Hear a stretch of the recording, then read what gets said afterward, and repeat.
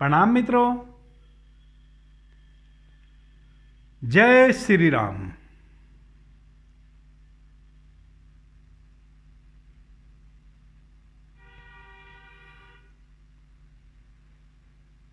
मित्रों, कल हमने ध्यान की एक महान विधि पे बात की और उसको हमने शीर्षक दिया ऊर्जा कुंड में प्रवेश।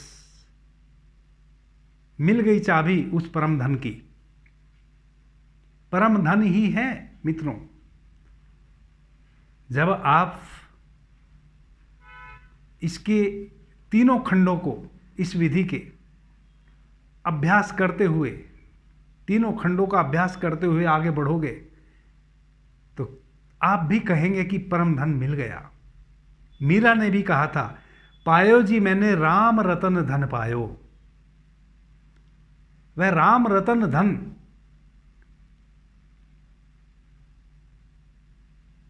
जिसको मैंने कहा परम धन, पायो जी मैंने राम रतन धन पायो।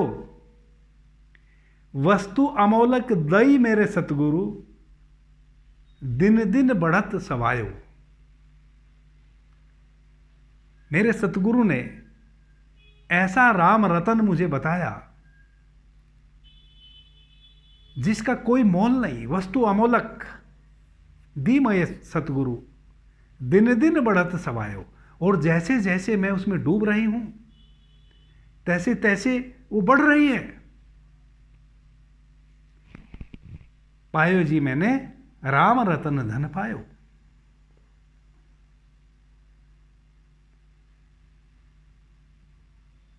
यह बात मैं तीसरे चरण में करना चाहता हूं, क्योंकि तीसरे चरण का अभ्यास करते करते आपके स्वयं के ऐसे अनुभव होंगे, नाम आप कुछ भी दें, आप पाएंगे कि हां कुछ मिल तो गया है, ऐसा जो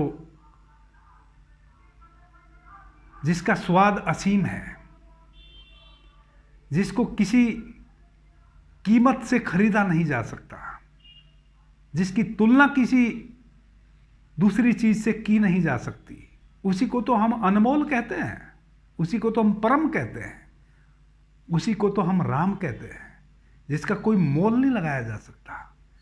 तो तीसरे जो खंड की हम कल बात करेंगे, वहां तक पहुंचते पहुंचते आप स्वयं भी, आपका स्वयं का भी अनुभव होगा मिल गया। इसलिए मैंने पहले ही शीर्षक दे दिया, पायो जी मैंने राम रतन धन पायो, यानी कि मैंने जिसको कहा परम धन की चाबी मिल गई। तो मित्रों, कल हमने अपने ऊर्जा कुंड का अवलोकन किया, जो हमारी रीढ़ के नीचे के हिस्से में स्थित है, जो एक बहुत महान घना समुद्र है, जो प्रकृति ने हमें दिया है, जो परमात्मा ने हमें दिया है, जो इस ब्रह्म से हमें मिला है और जो इस ब्रह्म से जुड़ा भी है। जितना उस कुंड में इतनी ऊर्जा है, जितनी यूज करोगे, जितनी निकालोगे, उतना ही भर जाएगी। यही वो भिक्षा पात्र है जो कभी खाली नहीं हो सकता। कितना भी खर्च करो, जितना खर्च करो, मीरा ने कहा ना,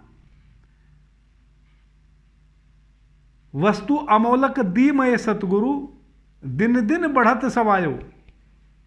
वो कभी भी उसका सवाया ही होएगा, वो बढ़ेगी, वो कम नहीं होएगी। कई मेरे मित्रों ने मेरे से पूछा कि भाई ये तो कल्पना ही तो है, हमने तो ऊर्जा देखी नहीं। मैंने कल्पना पे पहले भी चर्चा की है, अभी 2-3 दिन पहले कल्पना कैसे सत्य होती है इस पे मैं चर्चा करके आया हूं। जरा प्रत्येक चर्चा को सुनो, उछल उछल के मत भागो। बार बार किसी एक ही बात को दोहराना कुछ मित्रों को खराब लगेगा, उनको लगेगा कि ये बात तो आप बता चुके, फिर बार बार क्यों बता रहे हैं, उनका समय नष्ट होगा। समय कीमती है, समय इनफ है, काफी है, लेकिन कीमती है। हम समय का सदुपयोग करें।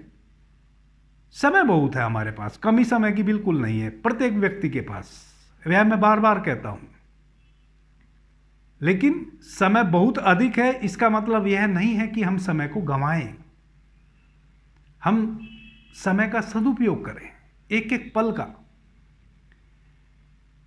मित्रों, जिसने भी अभी तक उस परमात्मा को पाया है, इतने सारे लोगों ने पाया है। आप लोग तो कुछ लोगों से परिचित हो सकते हैं, अरबों खरबों लोगों ने पाया है। कोई 2 4 10 लोगों ने ही नहीं पाया है उस परम धन को, अरबों खरबों लोगों ने पाया है। यह पृथ्वी कभी भी ऐसे लोगों से खाली नहीं रही जिन्होंने परमात्मा को ना पिया हो, जिन्होंने परमात्मा रूपी राम रतन धन पायो, राम रतन रूपी शराब का स्वाद ना चखा हो। ऐसे लोगों से पृथ्वी कभी खाली नहीं रही। अभी भी आपको हजारों लाखों लोग इस पृथ्वी पे मिलेंगे जो परमात्मा की शराब या तो चख रहे हैं या चख के परमात्मा की मदहोशी में मस्त है। बहुत ऐसे लोग मिलेंगे, लाखों, हजारों नहीं, लाखों मिलेंगे। लेकिन जितने भी मिलेंगे और जब भी आप उनसे मिलेंगे, या आप जितने भी किसी के अनुभव जो लाखों वर्ष पहले हमारे जो पुराण हैं, हमारे जो वेद हैं, पढ़ो। जिसने भी परमात्मा को पाया हमेशा भीतर पाया, बाहर नहीं पाया। जिसने भी पाया भीतर पाया। मैंने पहले चर्चा की थी, भगवान राम रामेश्वरम में शिवलिंग की स्थापना करते हैं और उसकी पूजा करते हैं। लंका पे चढ़ाई करने से पहले किसकी पूजा कर रहे थे?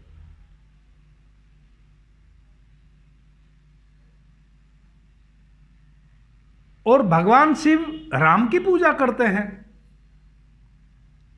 और राम शिव की पूजा करते हैं। यानी कि दोनों जिसकी पूजा करते हैं वह एक है, जो दोनों के भीतर बसता है, जो दोनों को अलग नहीं करता, दोनों को जोड़ के रखता है। वह भीतर का है, वह शिव भीतर है, वह शिवोहम भीतर है। उसी शिवोहम को हम ब्रह्मनाद कहते हैं, उसी को ओमकार कहते हैं, उसी को दया ने निरति समाधि कहा, उसी को सहजों ने सुरति समाधि कहा।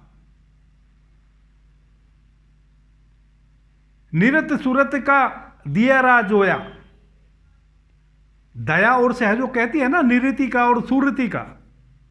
निरति यानी कि प्रकाश का दिया जलाया और सुरति में उसको सुना। सुरत निरत का दियारा 12, वही शिवोहम, शिव, वही राम रतन धन। राम भी उसी को, राम के भीतर भी वही राम रतन धन और शिव के भीतर भी वही। कहें कि शिव के भीतर राम और राम के भीतर शिव, क्योंकि दोनों तो एक ही हैं। दोनों के भीतर जो वह चेतना है, वह तो एक ही है, जिसको हम शिवोहम कहें, ओमकार कहें, निरति कहें, सुरति कहें।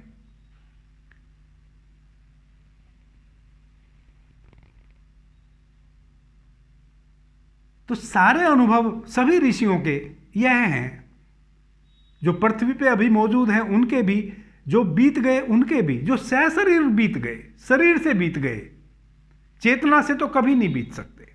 मैं आगे बताऊंगा मित्रों कैसे आप देवताओं से आज भी अपने आप को कनेक्ट कर सकते हैं। क्योंकि देवता कौन है इस संबंध में भी मैं बातें करूंगा, और कैसे हम उनसे कनेक्ट हों इस संबंध में भी बातें करूंगा। और होते हैं कनेक्ट, ये कोई ढकियानुसी बातें नहीं है। असल में हम पता नहीं हर चीज को इतना कठोर बना लिए हैं, इसलिए तो इस दुनिया की हालत ये है।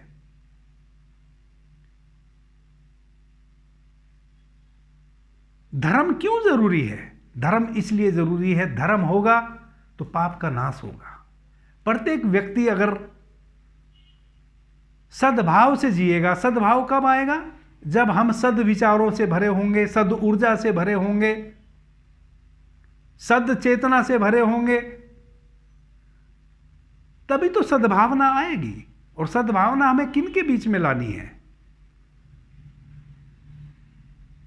जिस समाज में हम हैं। धर्म ही सद्भाव पैदा कर सकता है, दूसरी कोई चीज पैदा नहीं कर सकती। और हमारा जो सनातन धर्म है यही पैदा कर सकता है, और कोई धर्म भी पैदा नहीं कर सकता सद्भावना।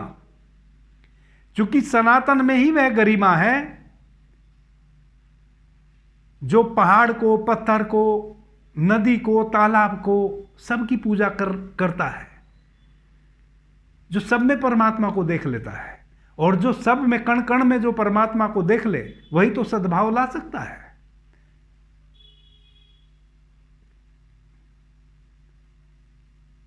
मित्रों,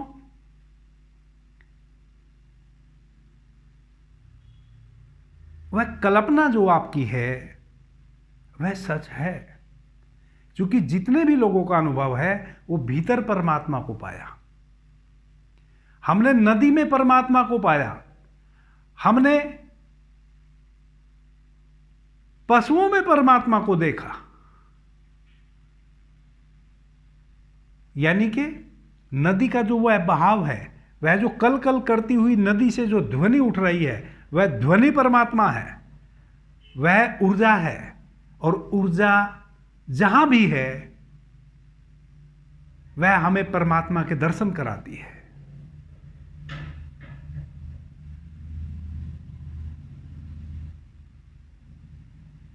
नदी से एक ऊर्जा जब वो कल कल बह रही है, उससे जो ध्वनि का उत्सर्जन हो रहा है, उससे जो ऊर्जा निकल रही है, वह बिना परमात्मा के नहीं हो सकती। इसलिए हम नदी को भी मां कहते हैं। इसलिए हमारा सनातन धर्म महान है, और इसलिए इस धर्म को कभी मिटाया नहीं जा सका और कभी मिटाया नहीं जा सकेगा। हमारे यहां सबके लिए दरवाजे खुले हैं। हम पेड़ पौधे, पत्थर, पहाड़, सबको पूजने की हमारे भीतर सामर्थ्य है। हमारी सामर्थ्य यह सब में परमात्मा को देखने की है। हमारे पूर्वज इन सभी चीजों में परमात्मा को देखते रहे हैं सूक्ष्म रूप से। परमात्मा को पहाड़ों में देखा, पत्थरों में देखा, नदियों में देखा, तालाबों में देखा। भले आज हम उनकी पूजा कर रहे हैं, लेकिन कभी हमारे पूर्वज या अभी भी इस पृथ्वी पे ऐसे लोग हैं जो उन पहाड़, पत्थरों में, नदियों में परमात्मा को देखते हैं। कैसे?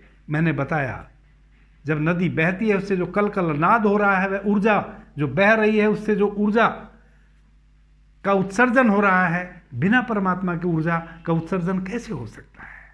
वही परमात्मा है। तो वह जो भीतर आपने कल की विधि से गुजरे, वह कल्पना नहीं है। भाव बहुत महत्वपूर्ण रोल अदा करता है मित्रों हमारे जीवन में। अगर आपका भाव प्रगाढ़ है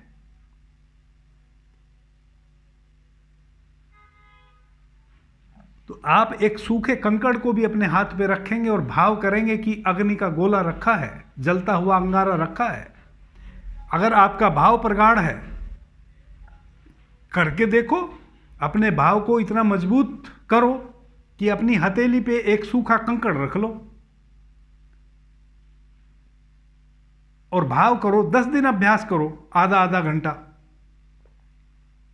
कि यह अग्नि का अंगारा है और मेरा हाथ जल रहा है, मेरा हाथ जल रहा है। ऐसी भावना करो।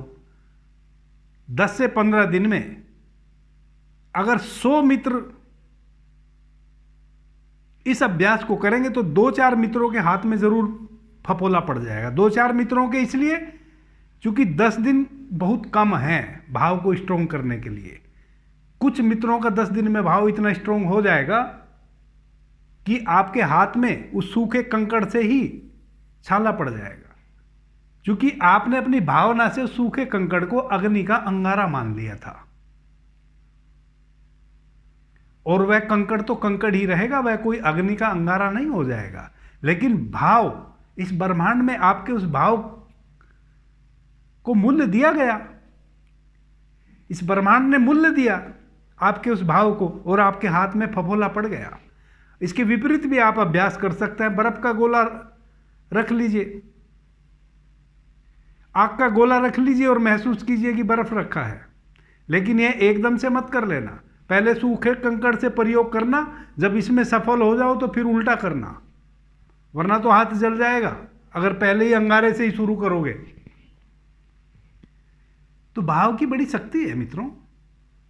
हम अपनी कल्पना से, अपने भाव से, और मैंने 2 साल पहले भाव के ऊपर बहुत सारी चर्चाएं की हैं, आप पीछे जाके सुनो। आगे भी मैं बहुत सारी, एक छोटा सा प्रयोग आपको बता देता हूं मित्रों, आपके भाव का आपको पता चले कि सच में आपके भाव की शक्ति है, सच में आप इतने कल्पनाशील हो सकते हैं, आपकी कल्पना यथार्थ में परिवर्तित हो सकती है। आप 4 गमले लाएं अपने घर में, अपनी छत पे रख लें, और चारों गमलों में सीजनली, जो जिस समय आप इस प्रयोग को करेंगे उस समय जिस फूल पत्ती का जो सीजन चल रहा होगा, चारों गमलों में आप एक साथ चारों गमलों की मिट्टी तैयार करें बड़े प्रेम से। 5 गमले लाएं, एक गमले को थोड़ा अलग रख दें, 4 गमलों को थोड़े डिस्टेंस से आधा आधा फीट के रख लें, और एक गमले को बिल्कुल विपरीत दिशा में रख दें, 3, 4, 5 फीट का गैप करके। 5 गमलों में बराबर मिट्टी रखें, बराबर खाद देवें।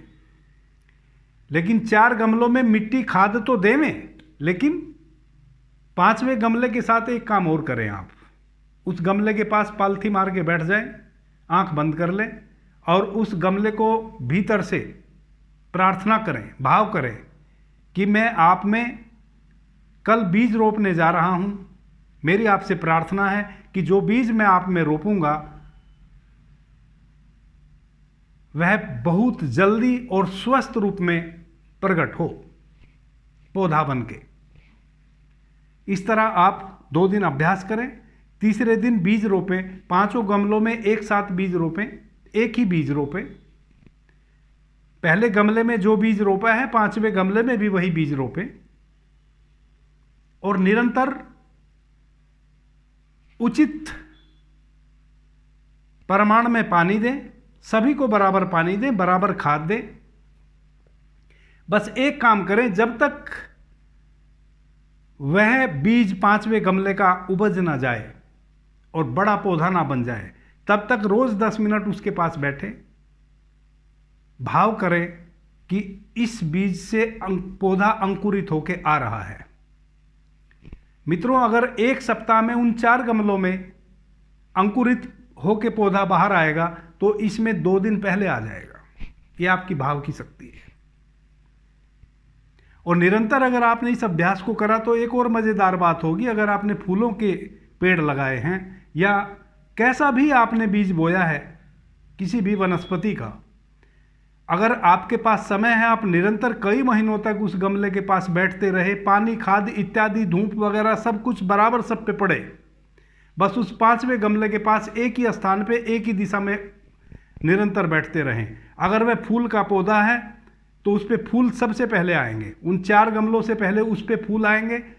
जितना बड़ा फूल उस पे आएगा उन 4 गमलों पे उतना बड़ा फूल नहीं आएगा। और दूसरी बात, जिस दिशा में बैठ के आप भाव करते हैं उस गमले पे कि मैं आपका इंतजार कर रहा हूं कब तुम फूल बन के खिलोगे, तो उस फूल का जो मुंह होगा वो आपकी तरफ होगा। जिस दिशा में रोज आप बैठते हैं उस तरफ वह फूल खिलेगा और वह फूल आपको छूने की कोशिश करेगा, यानी कि आपकी तरफ झुका हुआ होगा। यह आपकी भावना की, कल्पना की शक्ति है।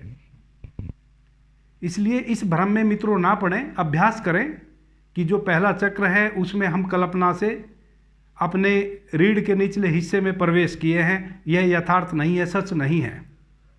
मित्रों, कल्पना से भीतर जाओ और उसको सच में फिर वह परिवर्तित होगा। इसलिए तो अभ्यास की जरूरत है। पहले तो आप कल्पना से ही शुरू करेंगे, फिर जो मैं कहता हूं कि 10-25 दिन उस पर अभ्यास करो विधि पे, इसलिए तो कहता हूं। अगर पहले ही दिन सब कुछ हो जाए तो पहले दिन तो कल्पना ही की है आपने, कुछ भी आपके हाथ पल्ले लगेगा नहीं।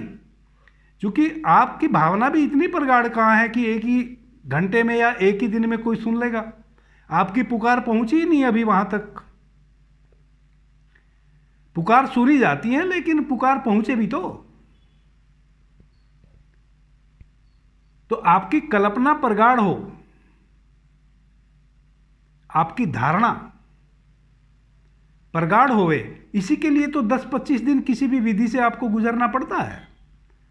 और फिर क्या होता है, विधि तो छूट जाती है। फिर एक बार उस ऊर्जा के कुंड में आप प्रवेश कर गए तो फिर आपको 10-25 दिन में अगर सद गई ये बात, आपकी कल्पना सच में परिवर्तित हो गई, तो फिर आपको बहुत सारे इंतजाम थोड़े ना करने पड़ेंगे। आप बैठे आंख बंद किए उस ऊर्जा स्रोत में प्रवेश कर गए, एक बार रास्ता मिल गया, चाबी मिल गई, ताला खुल गया।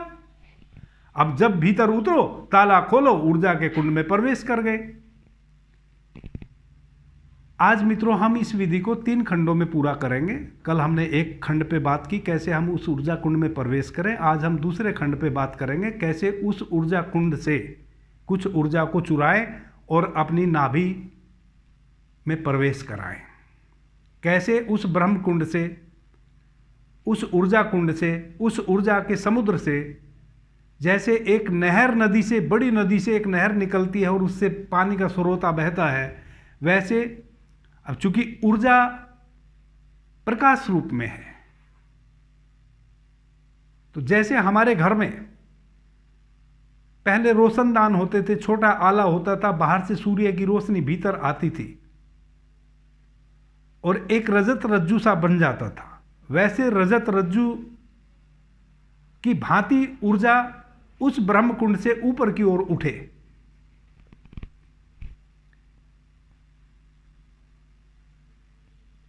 इस पे काम करना है।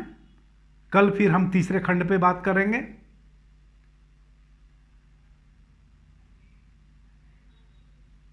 उसके बाद नाभि से हमारी ऊर्जा में कैसे, हमारी हृदय में कैसे वह स्रोता पहुंचे, उस पे भी हम आज ही बात करेंगे। मित्रों, सबसे पहले किसी भी आसन में सुखपूर्वक बैठ जाएं, जिसमें आप कुछ देर तक बिना किसी कठिनाई के बैठ सकते हों। अपनी आंखों को नासाग्र रखते हुए धीरे से पलकें बंद हो जाने दें और अपनी आंखों को अपने आज्ञा चक्र पे स्थित हो जाने दें। 7, 8, 10 लंबी गहरी श्वास लें। प्रत्येक आती हुई श्वास के साथ संकल्प लें कि आज मैं ईमानदारी से ध्यान के इस सूत्र से बिना किसी हलन चलन के, बिना किसी वाद विवाद के गुजरूंगा, पूरा करूंगा। 30 मिनट 50 मिनट का मैं संकल्प लेता हूं कि ध्यान के इस सूत्र से ईमानदारी पूर्वक गुजरूंगा। किसी भी प्रकार का तनाव आए, कुछ भी आए, किसी की भी परवाह नहीं करूंगा। जैसा कि मैंने कल भी कहा था, जैसे ही हम ध्यान में गहन ध्यान में उतरने की कोशिश करते हैं, तैसे ही हमारे शरीर में चींटी सी काटने लगती है। वो वास्तविक चींटी होती नहीं है, वो हमारे मन की वृत्ति है जो क्रिएट कर देता है मन। उसकी हम परवाह नहीं करेंगे। ऐसा संकल्प लेते हुए प्रत्येक आती हुई श्वास के साथ संकल्प लें और आपने जो कल हमने अभ्यास किया उस प्रकाश कुंड में अपने अवधान को ले जाएं, अपने होश को ले जाएं। क्योंकि 20-25 दिन आपने अभ्यास कर लिया है, जो मित्र 20-25 दिन, 10 दिन, 15 दिन, 25 दिन के अभ्यास से उस ब्रह्म कुंड को देख पाए हों, अवलोकन कर पाए हों, उसमें नहा पाए हों, उसका साक्षात्कार कर पाए हों, वही इस दूसरी विधि से गुजरे।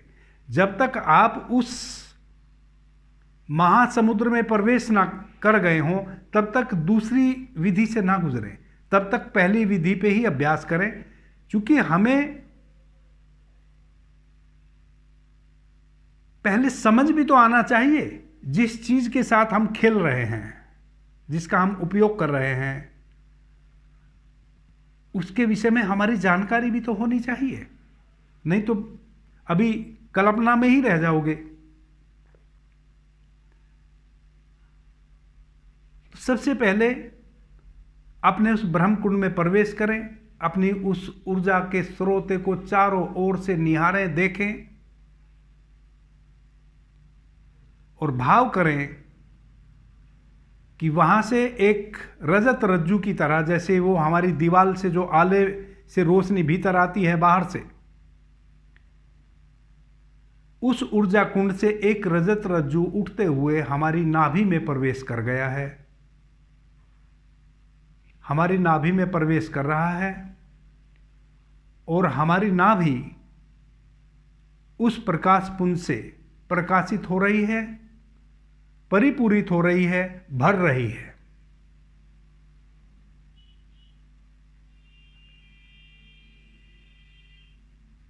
मित्रों,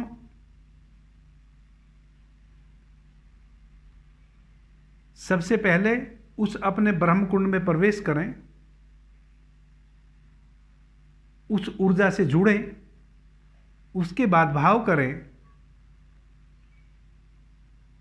कि उस ऊर्जा के स्रोते से, उस ऊर्जा कुंड से, उस ऊर्जा के समुद्र से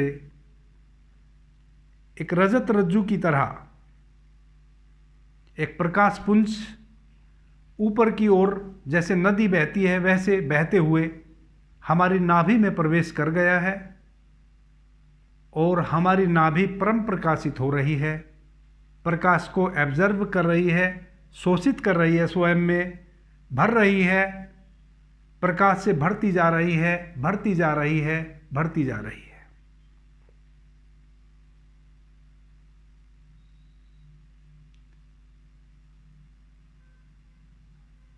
प्रतिदिन 20 मिनट कम से कम इस अभ्यास को करेंगे मित्रों।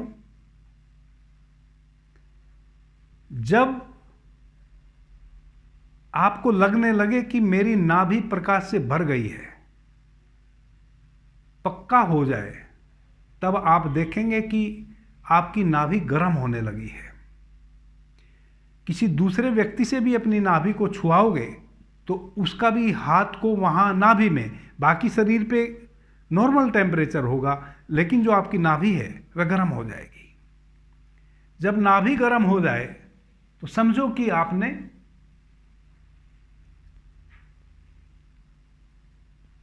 इस विधि का दूसरा खंड पूरा कर लिया।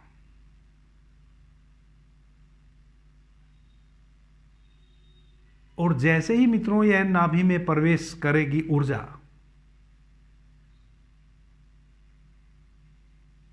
पहली बार जब आपकी नाभि में ऊर्जा का प्रवेश होगा, इस पे 10 मिनट 20 मिनट प्रतिदिन अभ्यास, 10 दिन में 25 दिन में, किन्हीं मित्रों को महीना भी लग सकता है, 2 महीने भी लग सकते हैं, किन्हीं मित्रों को 2 दिन में भी हो सकता है, 24 घंटे में भी हो सकता है, और किन्हीं मित्र को तो पहले ही दिन के अभ्यास में यह हो सकता है। पहली बार आपकी नाभि में ऊर्जा का प्रवेश होगा, आपकी नाभि गर्म हो जाएगी, आपको लगेगा कि आपका शरीर बहुत बड़ा हो गया है। जिस रूम में आप हैं उस रूम से भी बड़ा हो गया है, यानी कि उस रूम की दोनों तरफ की दीवारों में आपका शरीर इतना बड़ा हो गया है कि पूरे रूम में आपका शरीर समाये, इतना बड़ा आपका शरीर हो गया है। आपकी नाभि बहुत ऊंची हो गई है, बहुत बड़ी हो गई है, ऐसा आपको फीलिंग होगी। घबराएंगे नहीं, बिल्कुल भी नहीं घबराएंगे।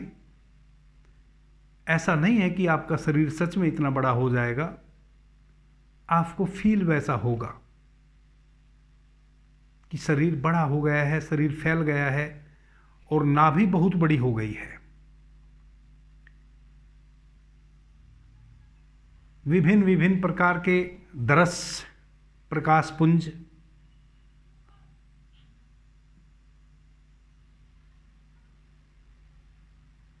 मित्रों, कैसा प्रकाश दिखाई देगा मैं ये बता सकता हूं, लेकिन नहीं बताऊंगा। इसलिए नहीं बताऊंगा क्योंकि अगर मैंने बता दिया कि इस प्रकार का प्रकाश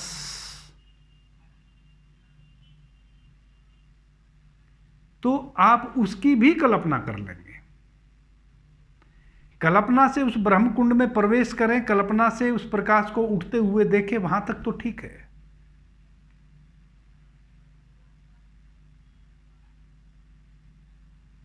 लेकिन जैसे किसी को भगवान शिव, जैसे हमने मूर्ति में बाहर देखते हैं भगवान शिव की मूर्ति, वैसे स्वप्न में आने लगता है। जागृत अवस्था में भी लोग ध्यान करते हैं, कहते हैं कि आज तो भगवान शिव आए थे, आज राम आए थे, आज देवी माता आई थी। वह सब कल्पना है मित्रों, क्योंकि देवी माता उस रूप में, जिस रूप में हमने मूर्ति सामने रख रखी है, उस रूप में तो कभी आ ही नहीं सकती आपके विजन में। भगवान शिव भी उस रूप में कभी नहीं आ सकते आपके विजन में। ये तो मूर्तियां हमने बनाई हैं, हमने, हमारे ऋषियों ने कल्पना की है कि भगवान शिव ऐसे होने चाहिए। जब हम भीतर शिव का साक्षात करते हैं तो हमें रूप भी तो कोई बाहर देना पड़ता है ना, क्योंकि हम अरूप को तो हमारी सीधे सीधे देखने की क्षमता है नहीं, तो फिर रूप में हम देखते हैं। तो सब हमारी कल्पना होती है। भगवान शिव जिस दिन आपके भीतर आएंगे, उस रूप में नहीं आएंगे जो आप मूर्ति देख रहे हैं, वो दूसरे रूप में आएंगे, वो ध्वनि के रूप में आएंगे, वो प्रकाश के रूप में आएंगे। और उसकी तो ये तैयारी चल रही है कि कैसे वह शिव तत्व में हम प्रवेश करें। पीछे मैंने शिव तत्व में प्रवेश करें, हमारा ज्ञान चक्षु, शिव नेत्र, त्रिनेत्र कैसे जागृत हो, इस संबंध में बहुत सारी विधियों पे बात की है। तो इसलिए प्रकाश का कलर कैसा होगा वह नहीं बताऊंगा। वह मित्र कमेंट में मुझे बताएंगे अपने अपने अनुभव, किसको कैसा प्रकाश दिखा, उनको फिर मैं इशारा कर दूंगा कि हां सही जा रहे हो। वरना तो सभी को दिखने लगेगा वही प्रकाश, ऐसी कल्पना कर बैठेंगे। तो मित्रों, हमें पहले अपने ऊर्जा कुंड में भीतर प्रवेश करना है। फिर हम एक रजत रज्जु, जैसे हमारे घर में दीवार में कोई छेद होता है, उसके माध्यम से भीतर बाहर से रोशनी आती है। भीतर अगर अंधेरा है, बाहर सूर्य निकला हुआ है, तो एक रजत रज्जु, एक ऐसी किरण आती है भीतर। वैसा प्रकाश जैसे नदी बहती है वैसे बहेगा। आप भाव करेंगे, धारणा, कल्पना करेंगे कि हमारी नाभि में वह प्रकाश उस ब्रह्म कुंड से उठा और हमारी नाभि में प्रवेश कर रहा है, और हमारी नाभि बड़ी होती जा रही है, फैलती जा रही है, फैलती जा रही है, फैलती जा रही है, और बहुत फैल जाएगी। घबराने की जरूरत नहीं है। नाभि गर्म भी हो जाएगी, उससे भी घबराने की जरूरत नहीं है। जब मित्रों नाभि में इस प्रकार से ऊर्जा प्रवेश कर जाए, फिर अगला सोपान, अगला सोपान जब हमारी नाभि फैलने लगे, 10 दिन, 25 दिन, 2 महीने, 3 महीने, 6 महीने, 10 दिन, 5 दिन के अभ्यास से जब भी ऐसा होवे, उसके बाद हम तीसरे चरण में प्रवेश करेंगे। तीसरा चरण क्या है मित्रों? वह है अब इस ऊर्जा को नाभि से अपने हृदय में लाना है, अपने हृदय केंद्र पे लाना है। पहले अपने ब्रह्म कुंड में प्रवेश करेंगे, नाभि तक अभ्यास करेंगे। जब नाभि में ऊर्जा का आरोहण होने लगे, जब नाभि में ऊर्जा, वह प्रकाश के रूप में ऊर्जा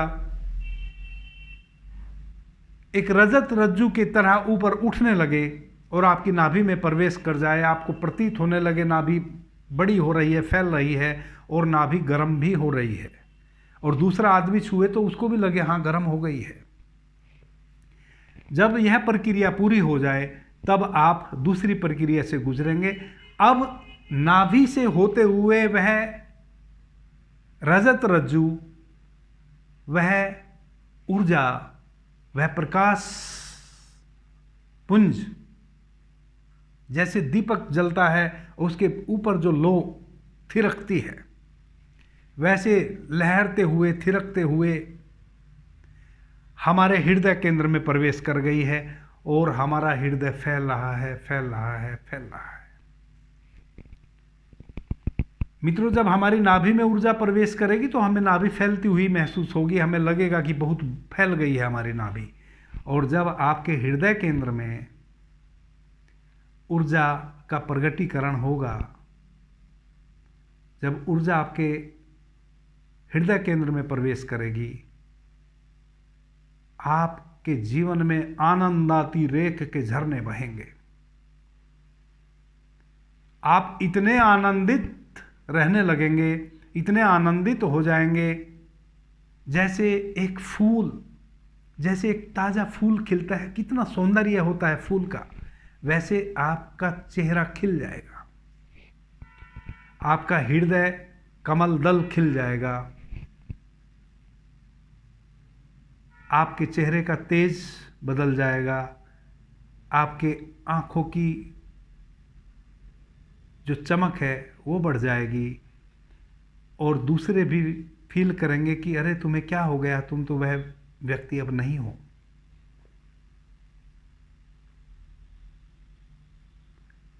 यह लक्षण है कि आप हृदय केंद्र पे उस ऊर्जा को, उस प्रकाश को लाने में कामयाब हुए। विभिन्न विभिन्न प्रकार के हृदय में आंख बंद, जब भी आंख बंद करोगे हृदय में परम प्रकाश के दर्शन होने लगेंगे, हृदय खिल उठेगा और उसकी खिलावट आपकी आंखों में दिखेगी, आपकी वाणी में दिखेगी, आपका सब कुछ बदल जाएगा। अब इस ऊर्जा को हृदय केंद्र से सहस्त्रार पे कैसे लाएं, यह हमारा तीसरा खंड होगा, इस पे हम कल बात करेंगे। अभी के लिए इतना ही। आपने मुझे ध्यान से, प्रेम से सुना, उससे मैं बहुत अनुग्रहित हूँ। सभी मित्रों को मेरा प्रणाम, धन्यवाद। जय श्री राम।